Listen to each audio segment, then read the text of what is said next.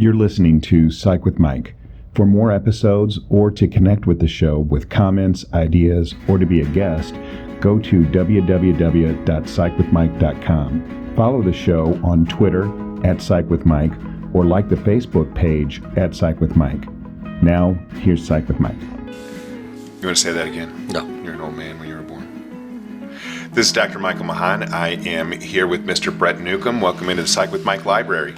Here we are again for the resurrection. Well, so just temporary resurrection. Yeah. For full disclosure, Yeah. This is With the second time technical difficulties. that Exactly. we did this. Now, I will say that the first time that so people know, this is your last episode. Right.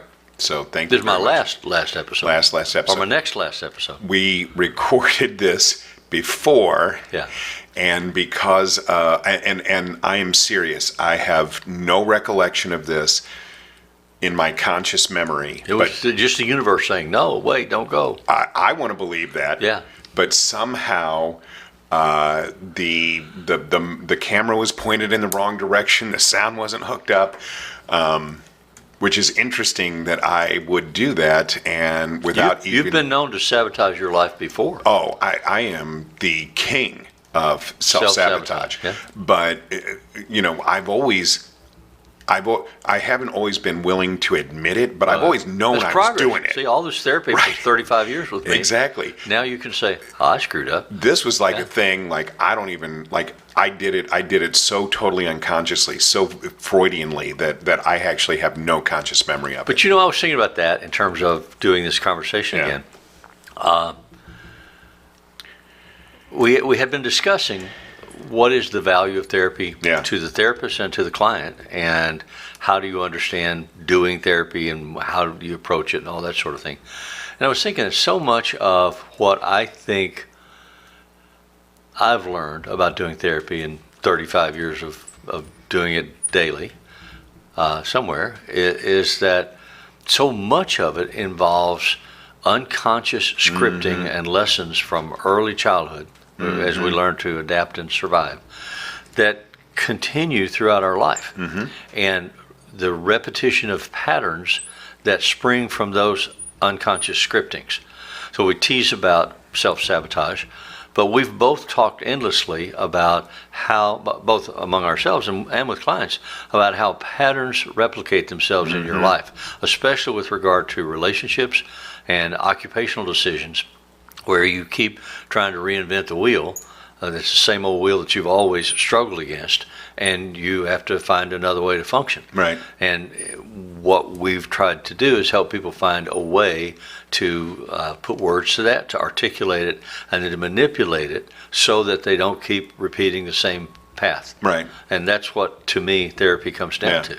And I think that also, if the relationship is of high enough quality, then those patterns start to evolve on their own just through the experience that the client has of the therapist in therapy. Or within the relationship. If the relationship fosters mutual growth and you both are progressing in an upward spiral, then it's wonderful. But what seems to often happen, if not always happen, is that you hit a bump in the road and regress back to previous patterns, which may not be representative of the relationship that you're in today. But because they're previous patterns, you start to anticipate, project, react to things from another source. And your relationship partner doesn't understand that or know that. You don't necessarily know it when you're just reactively functioning. So part of the challenge of doing therapy is to teach them to recognize that happens, when it happens, and how to get out of it cheaper. Yeah, and I've always believed, and I tell clients this, that you're going to regress to your most infantile coping strategies when the emotional input is the greatest. Or if you learned a snapshot of existence as a result of a childhood trauma, then whenever your stress levels get high enough, you will flash back to that trauma existence, and you'll function to survive in the way that you function to survive your trauma. Right. And even if it was pre-verbal. Yeah. Oh, absolutely, Yeah. especially if it's pre-verbal. Yeah. But what I help people try and recognize is that you may have developed superior coping strategies in every aspect of your life, but then you'll go home and have a fight with your significant other and you'll regress because that is the environment that A, triggers you the most. It's most like the experience that you had when you were younger, and B, is the most threatening. So a sidebar on that is you can find a partner who already knows that music. Right. You are tempted to find a partner who already knows that music, because then you both can dance comfortably together to the old scripts that you each bring from a similar background. Or you can find a partner who doesn't know that music, but you, through your interactions with them, your positioning, framing of arguments and behaviors, you can create that pattern within them, right, so that they can dance with you, right, or you can dance with them. And that works if you have the choice to do that. Like my wife and I, we got married. Well, I don't know that it's a conscious choice, Michael. I think it just happens. Well, but you have to be, if you're going to find a partner that dances on a different card, you have to actually try and do that. Yeah, you're you not have to gonna, do that. You're not going to accidentally do that. But what my argument today is that even if you have done that, you may drift back into the behaviors from your childhood script that then cause your partner, in order to stay with you, to start responding to that script. Right. But what I'm talking about, or what I want you to expand on or expound on, is, so my wife and I got married when we were 21, right, and we were too stupid and too poor to know that was a really bad idea. That was that was our experience in our family of origin. And that often means, and I'm not saying about you and Kim, but that often means you're trying to escape from an environment into another anchoring environment. Yeah, there's no question that was a part of how we got together. Yeah. But we thought we thought we had it all together. Thought you'd escaped. Yeah. And then as you grow, then you hit all of these roadblocks like you're talking about, with the dance cards being similar to that family of origin. And it is possible to stay in that relationship long term, but both partners have to be willing to adapt and evolve. And well, not how do I want to say this? I generally agree with what you just said, but there are exceptions. I've seen a number of clients, couples, who've reached a point of living together alone. They're not willing to get divorced. They're not willing to go out into the world and take on new challenges. They hate where they are. They hate who they're with, but they're not going to change anything. And that's one way of doing it. I'm saying you can stay in that relationship and it can be satisfying and it can be fulfilling if both people are willing to change. Yeah. If one person changes and evolves and adapts, then now they're dancing on a different card, and then that triggers the other partner because they're saying, hey, you've changed the rules. They'll either raise the price of being different, so they escalate their distress with you, or they'll say, screw it, I'm out of here, and they'll go away and find somebody else. Exactly. And I used to... Or the third thing is they'll make the adjustment and say, you know what, this is a good way to go. I want to go that way. Which is long suffering. And you have to, if you're going to do that, then you have to go into it with the knowledge that it's long suffering. Like, you're going to recognize that it isn't always going to be satisfying for you, and that's okay. You're making that choice. But that's why counseling then becomes a benefit, because you have a neutral moderator for the conversation. You don't just throw the same rocks at the same target. You have an opportunity to come to see more clearly that you're throwing rocks at a target. And then you have a choice to put those down or to not throw them, or to find a different target. And you can develop strategies for trying to do that. Right.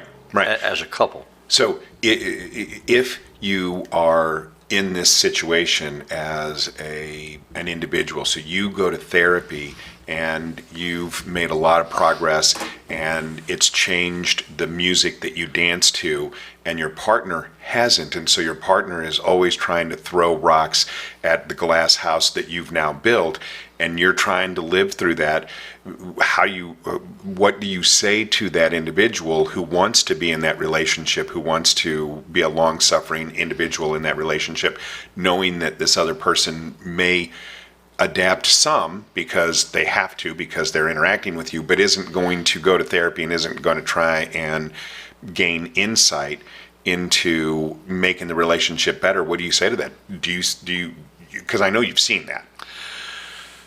I just invite them to look at their behavior and what are their expectations. I mean, if you always do what you've always done, you'll always get what you've always gotten. Right. And so if you keep doing it, nothing's changing. And if you say to yourself, it is more rewarding to me to stay with this person than to leave, then that's what you tell yourself. And you recognize on a constant basis, I'm choosing this behavior. I believe. So I talk about emotional economics. For every behavior that you have, there's a cost-benefit ratio. And if you are in this relationship, there's a cost and a benefit. There's a payoff for you to stay. There's a cost for you to stay. And successful relationships find a balancing point where they feel better than not in the relationship. But I think it's important, too, to not just talk about relationships. It's not just married couples or couples in long-term relationships. It's also patterns of living life. If you continue to have negative interactions with the law, if you continue to get jobs from which you get fired for what on the surface seem to be various reasons, but if you examine them carefully enough, they're repetitive reasons because you approach it from the same perspective and get into the same situation at work or in a neighborhood. Yeah, I mean, if you find patterns in your life that constantly indicate self-sabotage, that constantly indicate a reflected message from the universe to you about your behavior or your worldview, you need to position yourself to hear it, or nothing will change. Nothing will ever change. So the challenge in therapy is not for me to preach that to you or teach that to you. The challenge is for me to invite you to look at it until you can see it or not. That's right. Absolutely. I mean, my dad never recognized, and I didn't recognize. My dad said to me, I don't believe in that psychology shit. Yeah.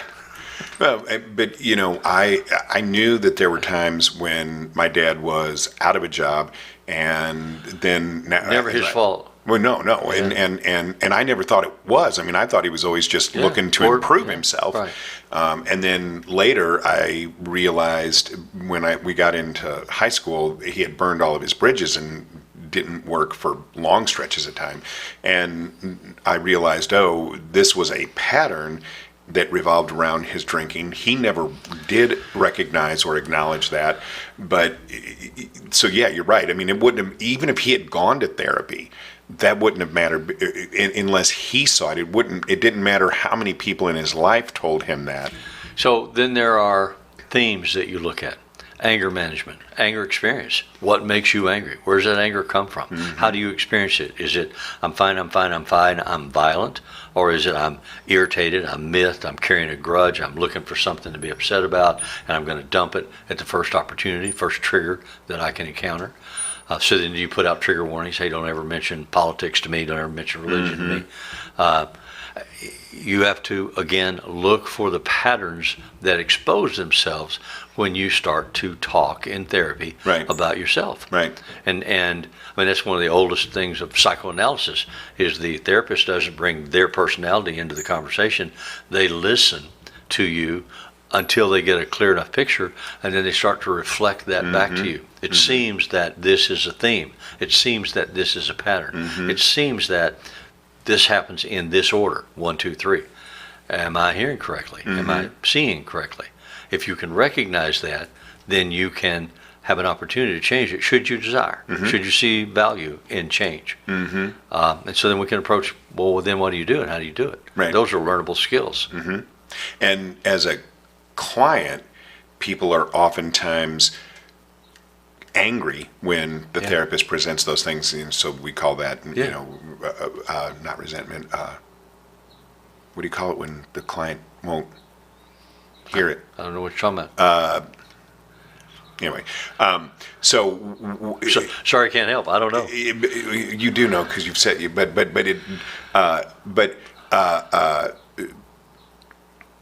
and you have always done a really, really good job of that, where you say to the client, hey, this is something that I'm seeing.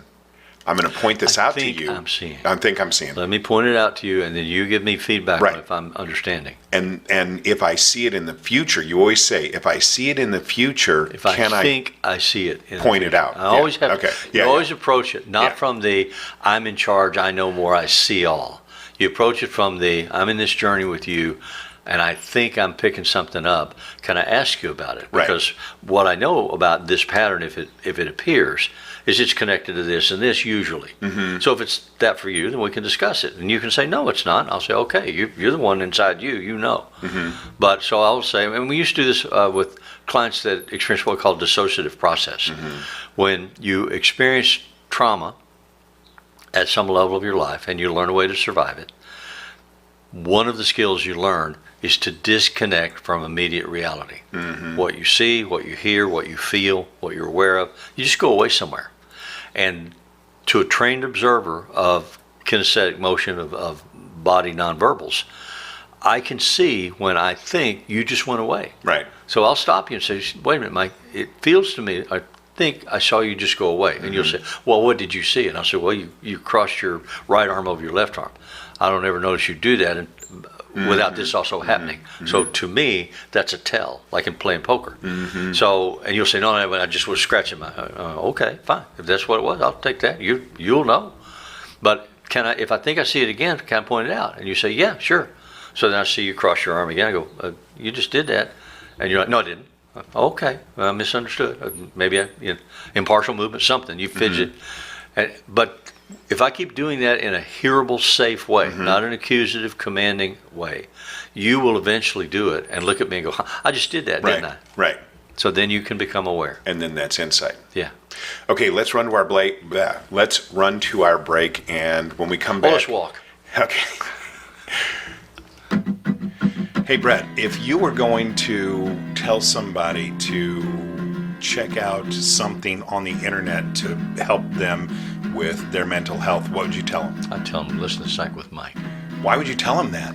Because it's probably one of the most easily listenable experiences you can have that will give you information that's useful for a whole spectrum of concerns that people have. I agree, and I have actually been told that by at least a dozen people, several of whom were not married to me, and some of them didn't even know me. That's amazing. That is amazing. So when we get that kind of feedback from people, it is so incredibly humbling and overwhelming for me. It is for both of us. Yeah. So we really appreciate it, and as always, if it's Friday, it's Psych with Mike. Okay, we're back, and so for the second half of the show, I want to get back to what originally I had sent you the topic of saying goodbye, and I do think that is an issue both for people but also for us apropos today, because this is your last show. So last time when we did this, I am very, very aware that I was very, very emotional at the end of that, and I can feel that now. I don't know if I'm going to get as emotional as I did the first time that we recorded this, but clearly saying goodbye is hard. Yeah. And it is something that comes up in therapy repeatedly. What do you think there is? So is there benefit in learning how to say goodbye well? And if there is, how do you think that people do that? What is saying goodbye well? What does that? I don't know. I don't know that there isn't benefit to it. I just don't know that there are always or even often opportunities. Things happen. People die. People move away. There's a disconnect. I mean, I was talking to my younger son earlier this month about building relationships in his community, in his neighborhood, in his work, because he works from home a lot and he's pretty isolated. And I think the importance of a community to function among and within is under-recognized by him. So I'm encouraging him, you got to reach out. You got to find things to do, activities, join a club, get on a team, do something. And he's intellectually saying, yeah, that makes sense to me, but he's not doing anything about it. So we were talking about that. And in that conversation, I realized that so often, like if you change jobs or if you move from location to location, you take off relationships like you take off your dirty clothes at the end of the day. You move into a new job, you meet new people, you start going to dinner with those people or being on the company softball team or and committee, never and you're not with connecting with the old people. I mean, it's rare that I'm 76. I have 3 or 4 friends from high school and grade school that I'm still in touch with. I think I don't know how to understand that. My friends who lived in North Little Rock their entire lives now are in their 70s and they're still in North Little Rock. They see more of each other than, we had a 50th reunion that I went to, high school reunion. First time I've been back in 50 years. Those guys that stayed there the whole time, they go fishing, they play golf, they do whatever. And they sit and remember, do you remember this in high school? Do you remember that in high school? And they were saying some of those things to me. And I'm like, I don't remember that. My life moved on. I got 50 years of other things. Yeah. So I don't know. I seem to process differently than a formal goodbye. You had said to me when we started this program, do this as long as you feel the energy for it and as long as you want to do it. So I did, week after week after week for 3 years. Then one day I woke up and said, I'm finished. So I reached out to you and said, I'm done. I've gotten all out of this that I want to get out of this. And you said, okay, well, get your ass out of here. So here we are trying to accomplish that. And so my wife and my friends have asked me, well, what brought you to this point? And I don't know the answer to that. I just feel full. I feel finished. And same way I had a motorcycle. I rode a motorcycle for years. I woke up one day and said, I'm finished. I don't want it anymore. So I sold it. And I don't have a regret or resentment. But there was no formal goodbye. Skiing. I think I'm there now for skiing. I've gone skiing for 30-something years. Every year. I love it. I feel an exuberance coming down the mountain that I don't get anywhere else. But now I'm finished. I don't think I'll go again. So I just work that way. So, which is probably not what you were approaching the conversation. Oh, no. I mean, I don't know how I was approaching it. I didn't have a preconceived idea, but nature obviously abhors a vacuum. And so all of the things that you're talking about were things that you invested time in that now isn't going to be invested in doing those things. And so something else is going to fill that time. And so if nothing else, the end of a thing is the beginning of something else. Do you feel that? Do you feel like the end of, and not necessarily this, but all of those, that skiing, riding your motorcycle, this, all of those things, if that's time you're not going to be spending doing those things, is there something that you see yourself doing? Oh, wow. So again, I'm not consciously mapping anything. I'm just trying to experience and live with joy and in relationships that bring me value. And life just happens. Life unfolds. There are things that I like to do that I hope to do more of, but I may not. I mean, I love traveling more than probably anything else that I do. But I haven't been traveling this year. There are reasons for that. I hope we get back to it next year. If I don't, I'll find something else to do. I'm not miserable. I'm not unhappy. I'm finding other things that come up. So you don't have a plan, but you recognize that time is going to be filled with other things. With something. And this is what I tell people in therapy is that time's going to get filled with something. It's either going to get filled with something you choose or with something you don't choose. And so I think what I hear you say is that you feel confident that whatever fills that time is going to be okay, even if you're not actively choosing it. But sometimes people fall into bad patterns. Yeah, well, that's what therapy then offers them an opportunity to look at. I think I'm very Darwinian. Life is about adaptation. Those that adapt Darwinian survive. white? Darwinian white? No. Yeah. Charles Darwin. Yeah. Those that adapt survive. That was an inside joke. Yeah, I know. I'm used to those after 35 years. And I'll eventually understand one of them. You understood that just fine. But, so in what way are you Darwinian? I think I have really good adaptive survival skills. Something happens, I bounce. Go in another, it doesn't mean it doesn't hurt. Doesn't mean it's not sad or it's a loss or what have you. But also means it can be joyful. And you have a plateau. You reach an accomplishment. Something my last child graduated from college, got a job, moved out, bought a house. I'm like, yeah. Now, those are milestones on his road, but they're also milestones on my road, which I invested heavily in raising him and providing for him and trying to manipulate him into being the person I want him to be. But trying to also recognize, because I had another voice in my ear saying, let him alone, he needs to be himself. And I would, but he needs to be himself this way. Yeah. No, he doesn't actually.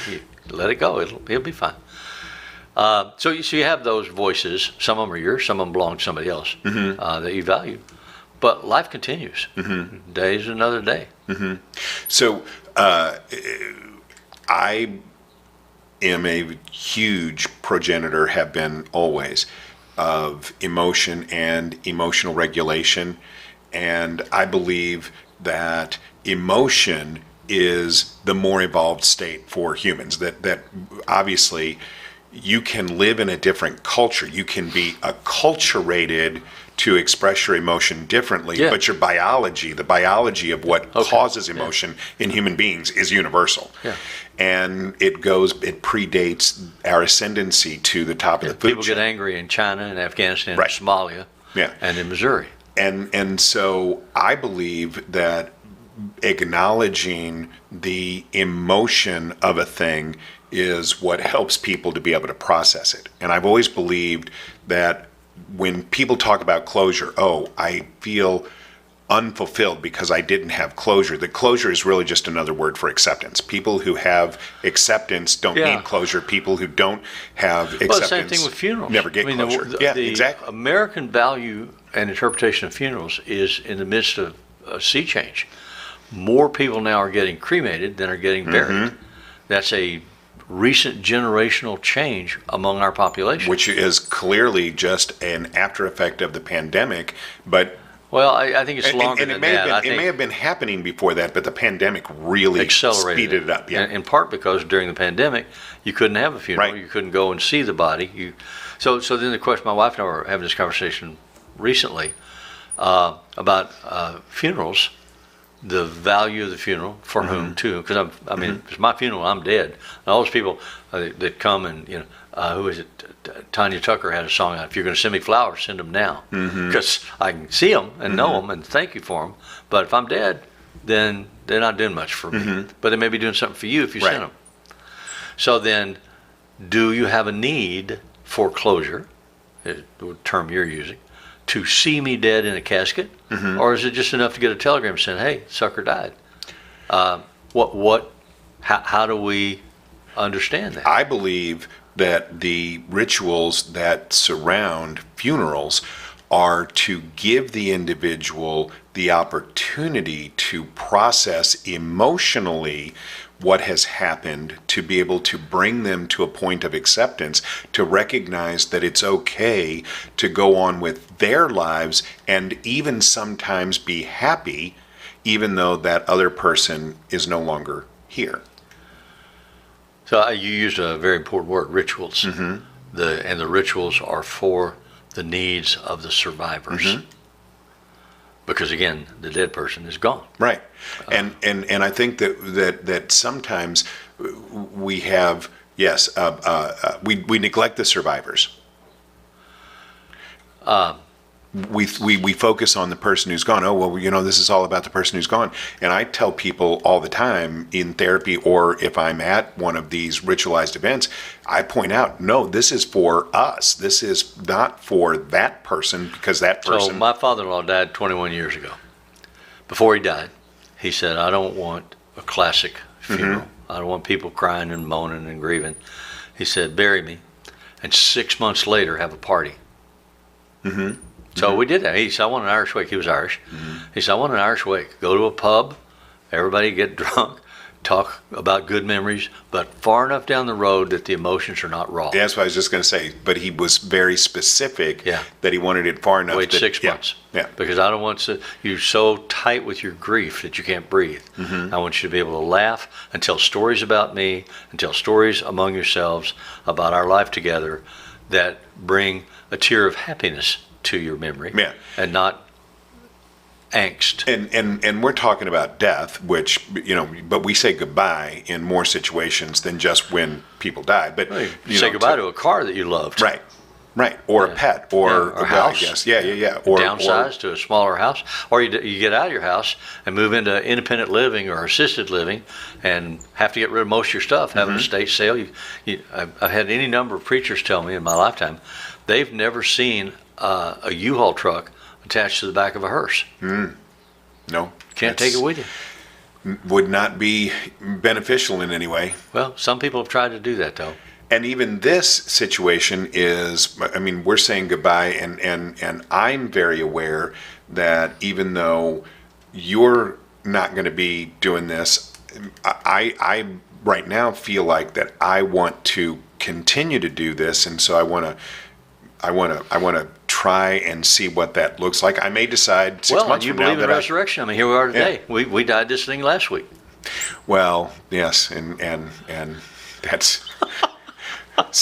That's still, I am absolutely amazed by the complexity of the human psyche, even for somebody who purportedly understands it better than the average bear. You're just trying to convince me you didn't screw up on purpose. I'm not trying to convince you. I'm absolutely, I am telling you with all conviction that is something that I still do not, it amazes me that I could have done all of that subconsciously with absolutely no.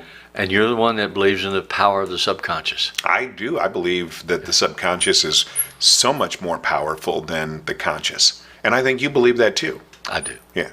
So I will wrap this up by again saying to you with all genuineness and sincerity that I appreciate everything that you have done for me, not just with Psych with Mike, but going back to the first time that I met you as a professor in graduate school and everything that you did to help me understand psychology, to help me establish a career, to become one of my genuinely dearest and truest friends to this latest endeavor, and I can't wait to see what you do next.